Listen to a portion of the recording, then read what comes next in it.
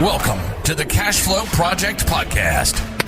Are you looking to better your financial situation by increasing your cash flow? Too busy to hunt for real estate deals or don't know where to start? Then you're in the right spot. Join us as we dive in and talk about investing for cash flow using multifamily real estate. Welcome to the Cash Flow Project. I'm your host, Duc Ong with Tri-City Equity Group. With me is my co-host, Vince Geffings. Today we have Bill Ham on the show. Bill is the author of Creative Cash, the complete guide to master lease options and seller financing for investing in real estate. Bill is also the owner-operator of Pheonix Residential Group out of Atlanta, Georgia, where he has created a portfolio of over 1,000 units. With 15 years of experience in the industry, Bill has learned creative financing techniques and teaches future real estate investors the art of buy right, manage right, and finance right. Welcome to the show, Bill. Hey, appreciate it. Thanks, Duc. So how did you get started in your journey to earn passive cash flow? Well, I was a pilot by trade. So came out of school, started flying airplanes. 9/11 hit, and I wound up getting stuck as a flight instructor for a lot of years, and then became a corporate pilot eventually. Long story, I saw friends of mine buying and flipping houses back in 2003, 2004. And I decided that I was probably as smart as they were, and I was working for a living and they were flipping houses and making money, what seemed like easy money. It's not always easy money, but it seemed like at the time. So I got the great idea to just quit the job, and I had a duplex. I had saved up about $10,000, and duplex was cash flowing about $300 a month. And that's what I just turned in my 2-week notice and went into real estate full time. Flipped houses for a little bit and then moved up into multifamily, started just moving up larger and larger multifamily assets. And the first 402 units I did with all creative financing. So meaning not walking into a bank and qualifying for a mortgage, putting money down. So it was either seller financing, lease options, debt partners, partnerships, all kind of crazy stuff I was getting deals done with back in the day. Yep, that's how I got started. Can you tell us more about that first deal as far as the creative financing? Yeah, actually, the very first deal was seller financing, 90% seller financing from, at the time, was a fella I had just met. Fast forward 15 years later, one of my best friends, and I've known him ever since then. But so it turns out one of my best friends actually owner financed my very first deal, that duplex. And what he did was he owner financed it to me and for it was about 120 days or so. But back then, you could refinance without a lot of seasoning period. So I want to kind of throw that caveat out there. I was able to get seller financing for about 120 days and then refinance into traditional financing. So I wound up really putting very little money into that deal because I was able to flip out from seller financing and traditional. And these days, you're not likely to be able to refinance a property that quickly. These were the golden days of real estate back pre-08 crash. And back when we used to be able to borrow money on tax appraisals, if you could believe that, with not even getting a real appraisal. You go to the bank and pull up the tax assessment and say, oh, look, there's the tax assessment. And they would usually lend you about, 80, 90% of tax appraisal without even pulling appraisals. Those are the good old days. Anyway, so that's how I got into that very first deal, seller financing, and then rolled into perm debt. Nice. And can you tell us more about master lease options? Yeah, master lease options. Master lease options is a set of contracts, and it's 2 contracts that really make up the master lease option. The 2 contracts are the master lease and the option to purchase. And it's actually a great technique, but it's one that a lot of people don't really know to use, and they don't really know how to use. And so the 10,000 foot view of a master lease option is, let's say, Duc, you got a property that you're distressed, maybe you're a burned out landlord, whatever the case, you need to get away from it. So the lease option allows me to rent your property. So I would come to you and say, okay, Duc, you've got this 100-unit apartment complex. Let's do a lease option. The master lease gives me the right to rent your property, sublet the units to the tenants. So with that part of the document, I'm controlling management, cash flow, operations, taking over the property. I'm now kind of the owner in charge, if you want to call it that. Then the option to purchase, that's another contract that you and I will agree on a price. We're going to agree on the price today. We're going to base it on today's value of the property. And then I'm going to have a certain amount of time in which to buy the property for that price. And that's our option agreement. So it's an exclusivity agreement. So with these two documents, what I'm doing is I'm taking over your property. We're agreeing to a price, and hopefully I can go in there with my money and my abilities, as a buyer, straighten your property out and bring the value above the option price that you and I already agreed to. If I can do that, now I have the right to buy a property at a discount, right? So the idea is to go out and find a distressed seller, which probably means there's a distressed property involved, and use this lease option to mitigate that distress without having to buy the property. That's going to be a really important technique, creative financing in general, going forward in the next several years. It's not been a strong subject over the last 3 or 4 or 5 years because there's the market's been so hot, and prices are just constantly rising. If a seller had a problem, they just sell the property. They wouldn't really need to do anything creative. Well, when we go into a recession cycle like we're about to, lenders pull back. Lenders stop lending on distressed assets. So how are we going to go get these deals done when the numbers just don't make any sense?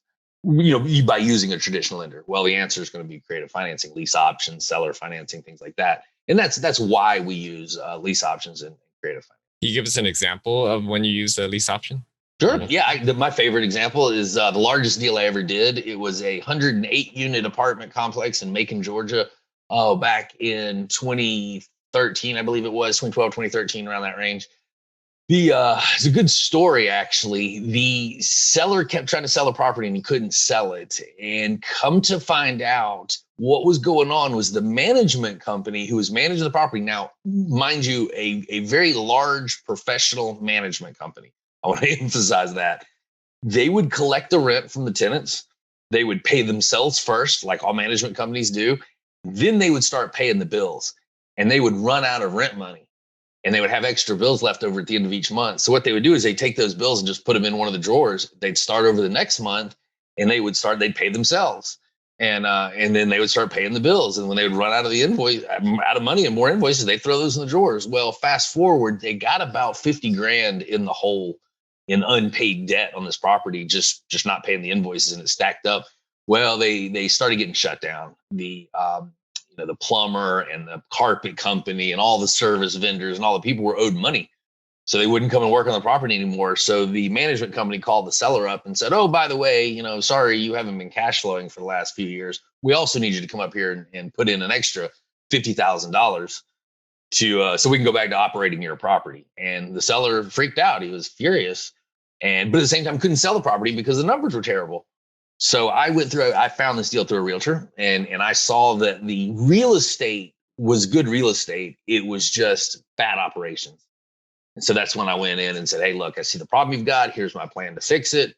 Here's how I can't go to the bank and get a loan and buy your property. That's not part of the solution. But if you'll give me the reins for a minute, let me drive, I can solve it. Then I'll go to the bank once I've got all nice and stabilized and get you out of the deal. And that's what I did. And that was one of the largest lease options that I've ever done. But it was right there. It wasn't a real estate problem. It was a seller problem. And that's really important. A lot of people just look at buildings. We really got to look at sellers. 90% of a good deal is the seller. There's more to that story, isn't there? Like, didn't you go to the vendors? And I did. Yeah, I did. You were telling that part of the story. Yeah. The event. I was like, that's like a true entrepreneur right there of going to each of these vendors. I don't know if you want to touch on that. Yeah, sure. So the way that I solved the $50,000 problem, and that was kind of part of the negotiation, is the seller came to me and said, okay, you have a management company and you claim to be able to come in here and just straighten out my problems, but a management company already got me in this situation. So he was already kind of shy to a management company, and I didn't blame him. And he said, so I'll give you a chance, but you have to inherit the $50,000. He goes, that's going to be part of your problem to deal with. And I said, okay, why not? So I started studying collection law and going through all the debt and who was owed.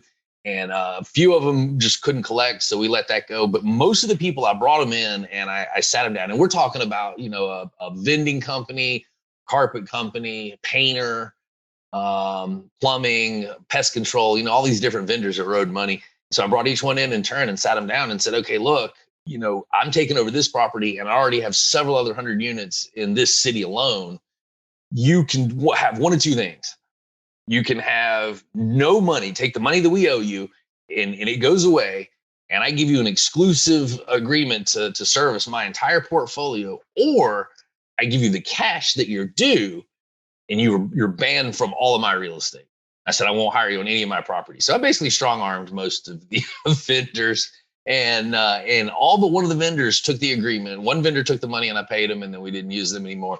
But all the other vendors chose to work with us on the debt and to forgive for, an exclusivity to the portfolio. So I was able to evaporate 35, 40 grand through just negotiations right there. Creative negotiations. Nobody told me to do that. I just sort of sat down, and just like I teach in the book, you sit down and you figure out what's the problem, what are some solutions, and then you sit down with the person on the other side of the table and make that offer and create value through your problem solving offer or solution. And that's what I did.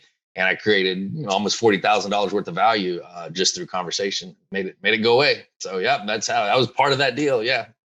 That's awesome. And I got one more follow-up question to that. Sure. Comes back in. It's like, so being like I said, the entrepreneurs, we're going in there, we're trying to solve problems. That's the value you bring to the table, is you're solving problems. In my experience, how do you get past that initial hesitation that owner has, or the other person on the table of am I going to end up showing too much of my cars and they're going to use them against me type of thing? How do you get past that with the seller? Yeah, I hear you. Well, I think the first thing is to know your art. So you need to understand the structure of a lease option. You need to understand the structure of seller financing, or whatever kind of offer you're wanting to make. So you need to get the education on how those mechanics work. So we're going to assume now you completely understand lease option, seller financing, and you know totally how to offer it. So we're going to assume the seller is not confused, because right there is a lot of the problem. Not really part of your question, but that's a lot of the mistake people make, is they don't actually know the art well enough, and they just kind of throw an offer out there. The seller's like, well, okay, what about this and this? And then the person making the offer really isn't educated, so they can't back it up well enough, and it makes the seller uncomfortable. So that's common. So we're going to assume your seller's educated. So are you. You've read my book. You're awesome at creative financing now. What you need to do in offering is start slow. Really figure out what the problem is. Start with the seller. And when you go to make an offer, this is a really, really big common mistake I see a lot, is that people go in and they make several offers all at once. Okay, here's my cash offer, here's my seller financing offer, and here's an offer for a master lease. No, stop. That's terrible negotiation. Pick the best offer for you. Make that offer one time, that one, and then negotiate backwards off of that offer until you can't move on that offer anymore. And then you bring in, whatever the second offer would be, maybe a lease option or whatever. So you always make your offers one at a time and negotiate, the details of the offer. Reason being, what if you walk in and say, well, here's a seller financing offer, a lease option, and a cash offer, and they say, no, it's all three. Now what? You're going to wind up negotiating against yourself is what's going to happen. And so that's why I say make the one offer only, engage their reaction, and then negotiate there and move backwards very begrudgingly. People are too quick to just put all the cards on the table. And if you're a good negotiator, you're going to spot an amateur doing that. And that's what I would do. If you came to me with 2 or 3 offers, I would just say something like, you have to do better, or something open-ended like that. And I would just see how much I could get you to negotiate against yourself, because you went ahead and showed me all your cards. So that's my tip on doing that. And hey, it's going to take a little practice, by the way. It is uncomfortable kind of approaching a seller or a realtor with some of these deals. I understand that. You just got to practice a little. It gets easier. Got it. So if an investor is looking to go down a similar path of investing using creative financing, what advice would you have for them? Don't. That's my advice. Yeah, listen. So that's a mistake right there. And I'm really glad you asked that question. Do not go down the path of looking to only do creative financing. That's exactly what you should not do. Go out and analyze deals exactly the way you analyze deals to purchase or do anything. Creative financing is just extra tools in the toolbox. They are not the only way. And that's one of the biggest mistakes you can make, is to start reaching out to realtors or sellers or people out there and say, hey, do you have any deals that I can do a master lease option on? Hey, do you have any seller financing deals? You immediately come off as you don't have any money and you can't. You come off as broke. You come off as broke. Exactly. So we do not want to do that. What you do is you go out and you just analyze deals. just like you're a normal buyer, and you are. And if the deal works where you can go to the bank and put down 20 or 30% and get a mortgage and buy the property, you should do that. When the deal doesn't work because the numbers don't work, the down payment or the asset is distressed or whatever the case, next step is to figure out what is wrong with the property. Why won't it qualify for that loan? And what would it take to get it to where it could qualify for the loan? All right. And then you say, okay, can I make an offer that the seller would allow me to go in and do those things? So in that analysis of what's wrong, you may find that the neighborhood's just a terrible neighborhood. It's full of crime and the building's 100 years old. Hey, there's no creative financing going to help that. That's just a bad deal. You just need to leave it alone. So creative financing is about increasing probability. So if you find by just going to the bank and putting money down and doing a normal deal that you're closing, and I find that you will close about 1 in 80 like that, just going and putting money down, doing a deal, it's about 1 in 80 you'll get done like that. Well, if we use creative financing, maybe you'll get 3 out of 80 or 4 out of 80. You know what I'm saying? It's just an increase in probability. So it's not the way, the only way, go do only seller financing. No, please don't do that. And certainly don't tell them I told you to do that if you do. Got it. So shifting gears a bit, how did you create your property management business? Actually, that was kind of a joke, really. I always remind my employees that they were kind of a joke originally. The company was. No, I one day I was looking at a profit and loss statement, and I realized that a lot of those costs are passed through to the management company. Like if you're looking at larger properties, you'll see like a management fee, and then you see like payroll and admin and all these other expenses, and you're like, wait a second. All the staff and all these people, work for the management company, but the costs are all being passed straight to the property and they're collecting 4%. So I was like, oh, it must be free money. So I'll start a management company and collect free money. Okay, first of all, management is in no way free money. That was wildly mistaken on that part. Management is a lot of hard work and it's a really tough business. But that was kind of my concept. So I set up an LLC. And it was a single member LLC as the management company because it was just me. And it was me as the single member owner of the ownership LLC that owned the properties. This was before I got into larger multifamily. And so I thought, you know what I'll do? I'll just have 2 LLCs and I'll make a management contract from one LLC to the other LLC. And then I'll have a management company and I'll be able to go around and like show everybody that I have this management resume. And I was like, this is a joke because it's just me. In both companies, but it worked. And I was able to go to the bank and stuff and say, oh, well, I have, Pheonix Residential Management here, and here's my contract. Well, lo and behold, that joke actually turned out to be a 16 employee company at its peak. So it really did turn into something real over time. But I wound up hiring one of my best friends. Actually, as a matter of fact, I hired the guy who sold me my very first property and did the seller financing. That guy, I actually hired him. And then he worked for me for some years. And then I wound up hiring my girlfriend at the time, who became my fiance and then now wife. And so forth and so on. And it turned into a real company. So that's how we got started. Awesome. So how has COVID affected your portfolio under management and underwriting? It hasn't been that bad, but it's just now starting to get bad. When we first went into COVID back in March, April, when this was all getting started, I know a lot of management, our company included, really thought everybody's about to stop paying rent. We're going over this rent cliff. This is going to be horrible. And it didn't really happen, And so other than having to kind of lock down and adjust a few things, it really didn't affect us that much. Well, fast forward up till maybe 60 days ago, now we're starting to see delinquencies over the last 30 and 60 days. We're starting to see tenants struggle a little more. The unemployment, we're getting a lot of rental assistance from different services that are helping the tenants out and things of that nature. So that's basically how it's affected us. It's not been that big of a negative thing. We did have a little occupancy dip right during the beginning of the lockdown. Leasing, everybody did. Leasing stopped dead in its tracks for a little while. But other than that, not too majorly affected. Are all your portfolio in Georgia still? They are. Yeah, everything's in Georgia. Yeah, one thing, with the whole COVID thing is like, I've never really paid attention to like, or what the politics were, or the policy was like outside of like the city or the county. Like I want to know what the county's judge is like for, evictions and timelines. Yeah. I never really cared about who the mayor was, right? Now it's like, who's the mayor? What's their policy? Who's the governor? because we have properties in different states. We have Michigan and we have Texas. And holy crap, the difference between the last year in those portfolios has been it couldn't be more different. I'm sure. So that's something that we're paying attention to a lot more now going forward is, what's the governor's take on these type of things of like eviction moratoriums and rent help? What are they doing?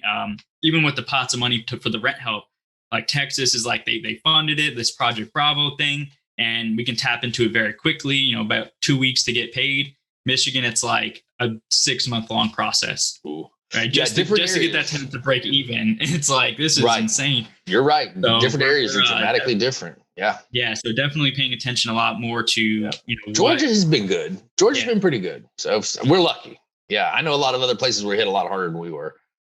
New York and places of that nature. But so far, for mostly being in Atlanta and a little south of Atlanta, we've done pretty well. Atlanta, all in all, has done well. So just lucky in that regard.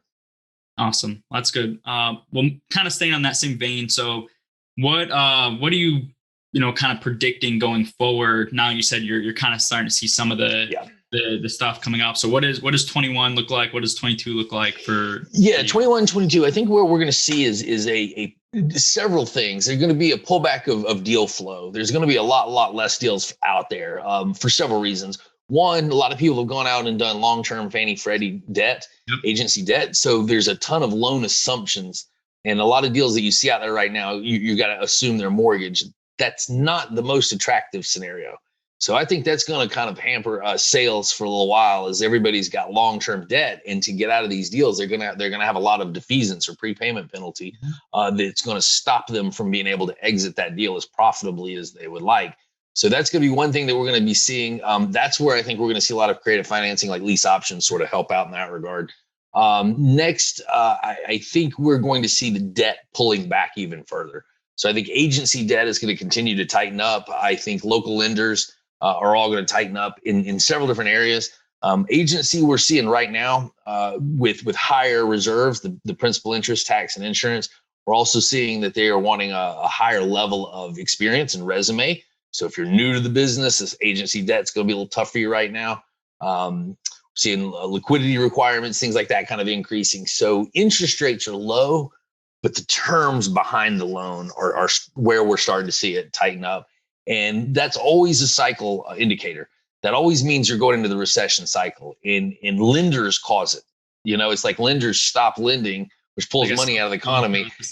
Right, which makes the recession because they're afraid of recession, which causes recession. Okay, and there we go, chasing our tail around. And it's predictable. All you have to do is watch the debt. Watch what lenders start doing and follow their lead. When you see them backing up, that's how you know prices and things are going to fall. The areas we may not see a lot of price fall in would be the A's and the B's. I think they're going to hold value. Some due to inflation. We got a lot of money coming into the economy, and I think that's going to make tangible assets just more valuable. So I think the A's and the B's are going to be where you want to go over the next couple of years. They're going to hold value. The C space, I think, has good supply and demand, affordable housing, and you might be able to increase rents in the C space, but I think we're facing that CapEx tsunami. And we were talking about this before we got the call going, Vince. It's like, these buildings are getting old. There's a lot of plumbing needs. We were talking about panels, electrical panels, outdated electrical panels. I've got that problem in an apartment complex. You've seen that out there looking at deals. When you go into an older building and you really get out a sharp pencil and start adding up all of the infrastructure, all the capital expense infrastructure, it really doesn't come with a lot of value to the building. It certainly doesn't come with the ability to raise rents. You put in a new electric panel box or new plumbing. What does the tenant care? You're not getting a rent premium because they have a nice new shiny panel box, So it's just sunken cost. And what that does is that raises the cost basis. And so I'm afraid that in the C space, the cost basis is inflated and it's going to invert. And that's the plain old what you can buy it for, and what you got to put into it after you buy it is going to exceed the value of the asset itself. That's where the C space is going to see trouble. Not in supply and demand, not in rent growth. That'll be fine. It's dealing with code enforcement. It's going to be dealing with that city. It's going to be dealing with the city coming by and saying, hey, man, your property's in bad shape. Your tenants are are being abused. Your tenants are living in subpar conditions, and nobody should live like that. But they're going to make that, and it is, and rightfully so, the landlord's problem. Well, I'm just saying, hey, it's not a bad problem to have as long as you pay the right price for the asset. Yep. Today, with the spread between the C's and the A's, as far as cap rates are concerned, are very, very narrow, and that's not healthy for the C space. And so I think we need some price decline in there. And I think we're going to see it in the next 2-3 years. So those are my kind of next predictions. Again, I think creative financing is going to be something that becomes very prevalent and very useful in place of traditional financing when debt pulls back over the next year. They're doing it now, and I'm saying it's going to be very obvious within 6 months going forward. So those are some of my predictions. Yeah, absolutely. And like we've pivoted more to that as well. As you're saying, like the cap rate compression. So the C's are, getting more expensive, like 6 caps or sub 6 caps in some of these markets for a C, and then, hundreds of thousands of dollars in CapEx. So it's like you're getting squeezed from the top, and then their CapEx is going. So your all-in costs, like you said, are going to be worth or more than the asset's worth. So one of the equations that you can help with that is like that yield on cost, return on cost, kind of what's that all-in cost, return. And then if you don't do that, then you're only looking at things like IRR. You're going to miss that. And then so that's why you have to go back and look at that return on cost. Like, okay, what's the return on everything? And then realize that I might as well just go buy a B asset for this, because at the end of the day, I might be buying it for 50 base, but each unit needs $10,000 or whatever, $15,000 for each unit. Exactly. I think that's one of the biggest mistakes people are making in underwriting right now is turning a blind eye to that cost basis, to all the repairs you're going to wind up putting in that building. And on their spreadsheet, they show a lot of cash flow, and they don't want to go buy that B asset or the A- asset because on that spreadsheet, they don't show any cash flow. Well, I'm telling you, you did the same thing. You're not going to get any cash flow of the C either if the repairs and the maintenance just really kill you. And you'd be better off having a newer building with no cash flow than an old building with no cash flow, because your exit strategy is considerably constrained in the older asset. Location and construction, that's the key. Age of construction, the building, nice property, great location. You've always got a much safer exit there. You've got more of a safety net underneath you and the ability to exit even in a down cycle, because your building is in a great location. It's newer. And you can, even if you're not cash flowing, you can usually escape. When you get into those lower C's and they quit cash flowing and we go into a down cycle, people just quit buying those buildings altogether. And now your hold period can be a lot longer than you expected. So if you're looking at C assets right now, I'm not saying anything's wrong with those buildings. I'm just saying pay the right price, because you're probably going to hold them for a good 5 to 7 years in this market cycle. And you really need to look at 5 to 7 years worth of capital expense. And that's probably going to knock out your analysis. It's probably going to come up and tell you that's a bad deal. And that's why most people, I think, like to turn a blind eye, because it kills their deal analysis. And that's an expensive sin. So beware. Yeah, definitely have to look at your multiple exit strategies. Like, we're seeing, like I said, the assumptions is because people, they got this romantic relationship with Fannie and Freddie. Like, oh, I got the 30-year, I got the agency debt, but their plan is to exit in 5 years or 3 years. I'm like, but now what are you going to do with all the prepayment and defeasance? And now they're trying to pass that on, which what we're seeing, and I had told you this, like when you brought that up at that event, was, you're going to see a lot of loan assumptions. I was like, Bill, like I literally got like 5 today that were every single deal I got sent were loan assumptions, which not necessarily is a bad thing if you're getting a discount for solving the seller's problem. Like, I'm solving your problem by assuming your loan. I should be compensated by some kind of discount factor. But we're not. We're paying they're like, no, we're premium, market premium, right, for this loan. I'm like, that. So it's a C asset with an assumption at a premium. I'm like, this is insane. That what we're seeing right now. Yeah, and you won't see it for long, because insanity never sticks around. It might be here for a minute, but people are only dumb for a short amount of time. They're not dumb all the time, and they'll get over this. So don't worry about it. This will shift. If you got to stick to the math, you got to stick to your metrics, you got to know what you're doing, you got to know what your numbers work for you and stick to them, and do not chase the market. If it means you miss some deals for a little while, that's what it means. But it's better to do no business than to do bad business. So don't go chasing deals. Got it. So on you said you started earlier 2000, so you've lived through 2008, 2009. Have you seen any kind of parallels between that and this, or on the other side of it is like, what living through that, what kind of lens do you see like going forward to this next recession? Because there's a lot of people in this space right now that have never been through a recession. Right. They think that the rising tide is going to keep rising and it's never going to pull out. Yep. So having been through one, what kind of tips can you one thing I would tell everybody is be careful about short-term debt right now, because that's what you want to be absolutely careful about getting, say, 3-year notes right now, because what that's going to do is your loans will come due and reset in the trough cycle, meaning the bottom of the recession. And that's when your appraisals are going to be the lowest and your lending is going to be the toughest. So you want to be getting long-term debt. And that's one of the biggest mistakes I made in the last recession, was getting 2 and 3 year debt. 2, 3, or 3 year debt, short-term debt works real well in the up cycle, as long as the tide is rising and floating all boats. That BRRRR model, as they call it, the buy, renovate, refi, and run away, or whatever they call it.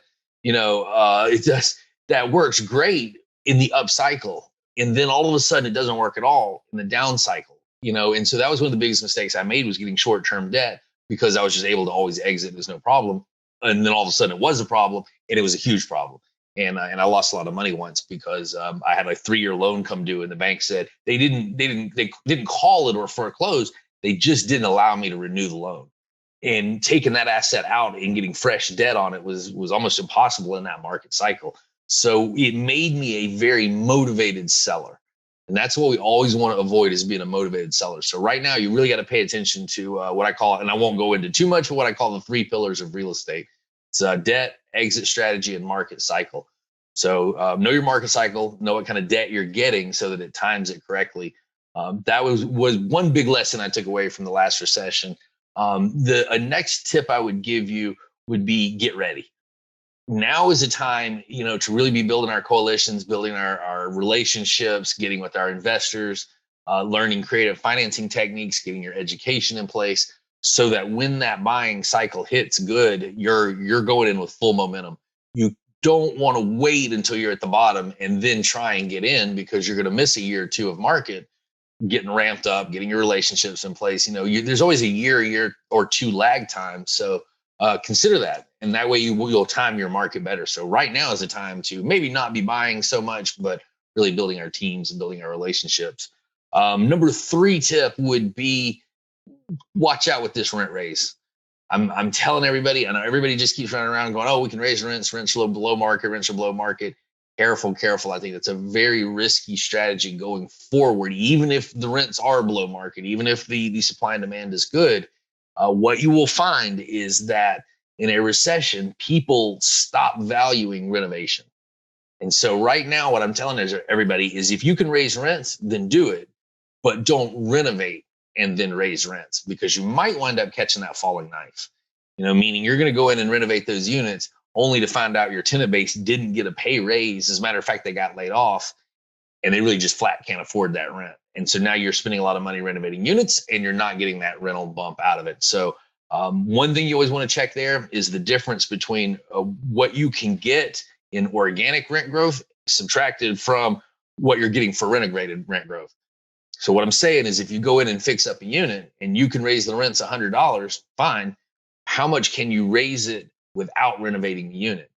So a lot of cases, I talk to managers and they say, well, we can renovate the unit and get $100. And I say, well, what can you get just by renewing a lease and not really doing much work? And they say, oh, we can get $50 or $60. Yeah. Okay, well, then your renovated unit's only bringing you $40. Yep. That's not good math. Yeah, this is not the time. $6,000 into it, right? Hello, that's terrible math. So what I'm telling everybody right now is that value add needs to be more in the operational side, not the renovational side. So go in and find deals that you can straighten out through operations, or bring value add through operations, not renovations. Save the renovations for a year or two and then come back and then start doing renovations. Because right now, tenants are going to find more value in affordability than granite countertops. That's where you want to be putting your money, is into keeping your operations and your rent affordable, as opposed to trying to use a nice unit to squeeze more cost of living out of a tenant that may already be financially constrained. So that's something I'm cautioning everybody against, is trying to overburden the tenant base. What I'm saying. Yep. So those are my tips.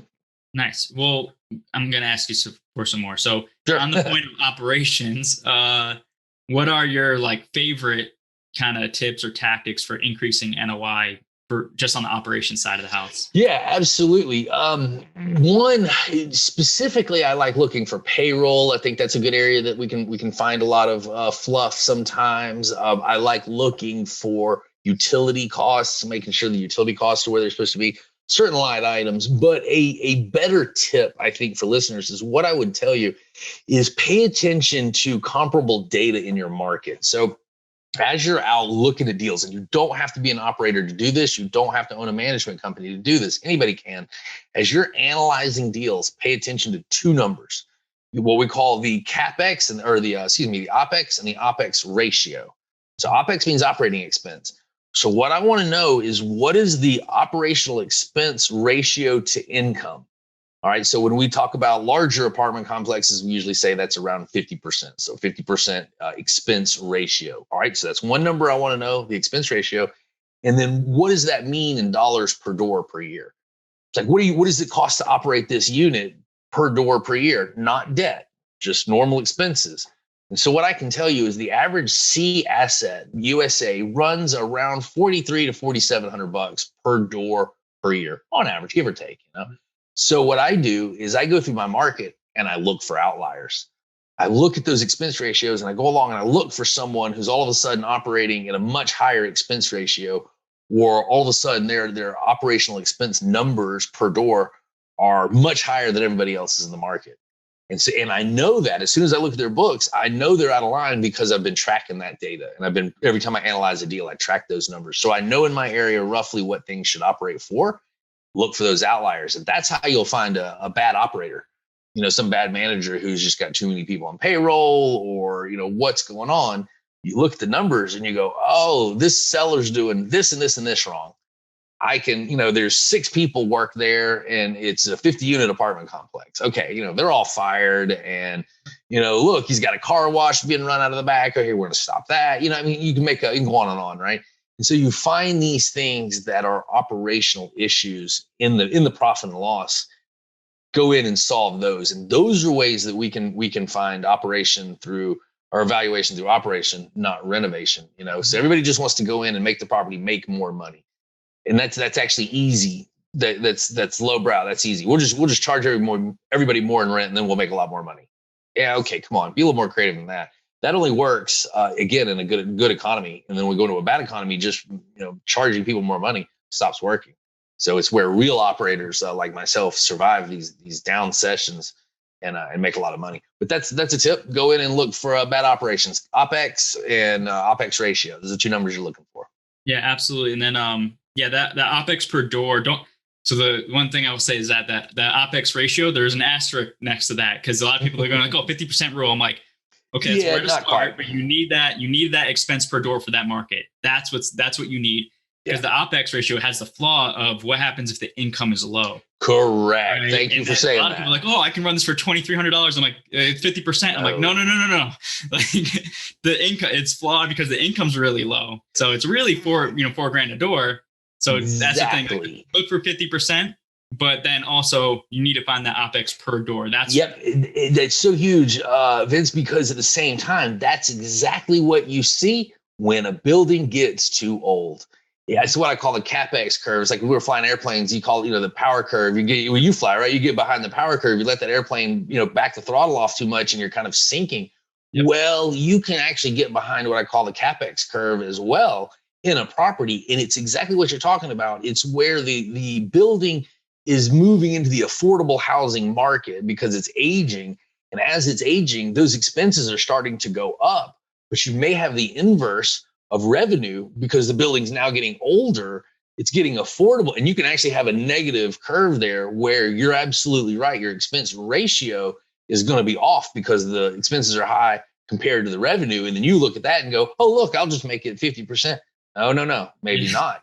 Maybe not at all. Maybe that thing is just too old and running at too high of an expense ratio, and you're never going to get the rent back up to cover it because it's just the area, it's the location, it's the neighborhood, and those there's nothing you can do about that. Building in the old part of town, away from the path of progress, and it's just sailing off into the sunset, and Yep. you need to be on Yeah, the let other it go. side. Let it go. Somebody else's problem. Just because you can do a deal doesn't mean you should do a deal. Just because you can do creative financing doesn't mean you necessarily should. Real estate still needs to be good real estate. Let's be clear. What we're talking about is just financing. It's not a way to take junk real estate and make it good real estate. That's not possible. Some deals should just be avoided. Yep, good stuff. Excellent advice. So now shifting gears to our fire round. What is the best book that you recommend other than your own?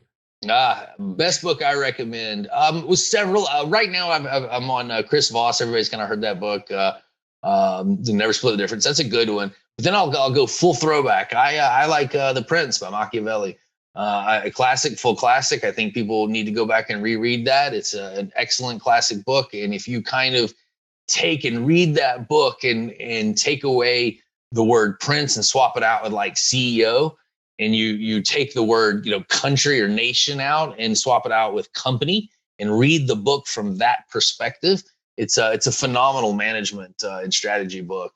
You just have to know how to read it and study it. So Machiavelli is a terribly misunderstood author in history. And so I really, really recommend everybody go back and actually study his works for business and look at it from a business perspective.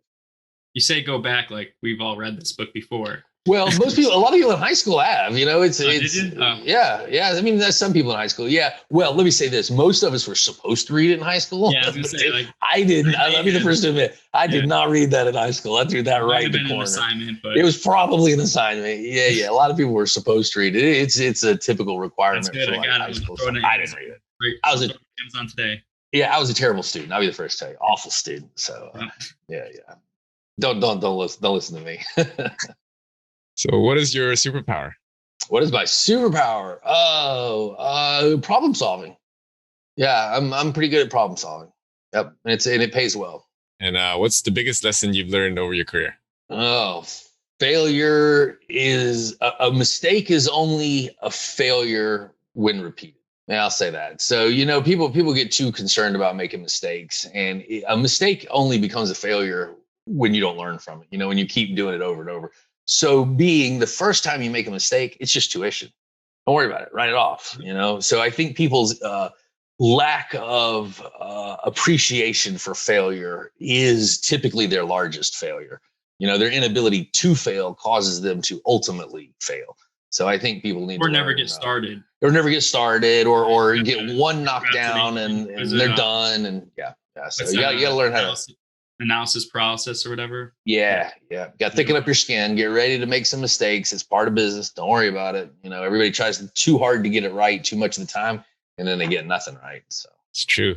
Growth comes out of failure. So definitely. That's right. Yeah. Progress is painful. So for the busy working professional who's working towards financial freedom, what advice do you have? Partnerships. That's probably going to be your ticket out. It's be patient. It's going to take a little while. You are probably going to need some equity partners, some people that will bring balance sheet, maybe some experience to you to sort of help you get into larger deals that'll accelerate your model. But what value do you bring to that partner? So that's what I really suggest is that you sit down and really do a SWOT analysis, a strengths, weaknesses, opportunity, threat. What value as this person in the world can you bring to someone who has what you need? Is that education? Is it money? Is it willingness to work? Whatever it is, whatever you got to find somebody that finds that valuable and be willing to trade. Got it. So how can our audience get in touch with you? Yeah, excellent. Well, one, you can go get my book. That's just coming out right now on the 9th. It's called Creative Cash. So you can go get Creative Cash on Amazon, Kindle, and Audible. You can also get it at our Gino and my website, which is creativedepartmentdeals.com. Sorry, that's what it is. creativedepartmentdeals.com. I have a masterclass there. You can download and you can get the book there. If you want to reach out to me personally, it's bill@gobroadwell.com. That's my email. So feel free to reach out to me any point in time. And love questions. Love to help anybody get started in their business. How is your website not thebillham.com? Yeah, that's right. It should be. That's not, I don't know. I didn't make that up. That's something Jake made up. That the Bill Ham stuff. He made that up. That's not me. I never say that. Jake says that. It's stuck. You must have. I don't know. Yeah. It's funny because like TBH stands for like to be honest, right? Like when you're texting, and that V Bill Hammond's what he always calls me, TBH. Yeah. That's awesome. All right. Yeah. Well, thanks for coming on our show. Thanks for having me on your show. Yeah, I appreciate it. Absolutely. I forgot what day is it? Yeah, it's been good. Yeah, really appreciate it. And good luck, and go out and get the book. Leave me a review on Amazon. I hope that really helps everybody. And love to hear from you. Hey, Duke, that was an awesome show with Bill. He's a fellow coach with me at Jake and Gino in the Wheelbarrow Profits Academy. Decades of experience. He's well beyond my experience and my expertise in real estate. Definitely a huge asset on the team and for our listeners. The creative financing stuff that he has is going to be crucial to continue to succeed and get deals done over these next few years. Like he said, we're kind of at the top of that curve, that cycle. We're going to be going down to that trough soon. So you need to know how to do these techniques of closing deals, these creative financing, these master lease options, or whatever it is, to continue to close deals. So definitely we got to get his book, pay attention to what we're buying and why we're buying it.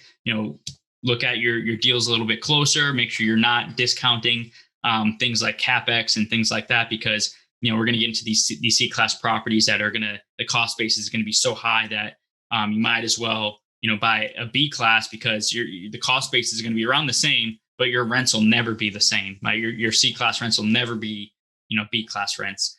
So that's kind of what we were saying in here is you definitely want to make sure if you're going to be staying in the C space, that you're getting, a good discount on those properties because of what's happening. Right now, we're not really seeing that. So that may mean either shift your focus or be okay with sitting on the sidelines for a little bit and waiting for, this cycle to kind of play out and these sellers to become a little bit more distressed or whatever it is that they, they're not getting these premiums for these super old buildings that need a ton of work. So lots of value in the show.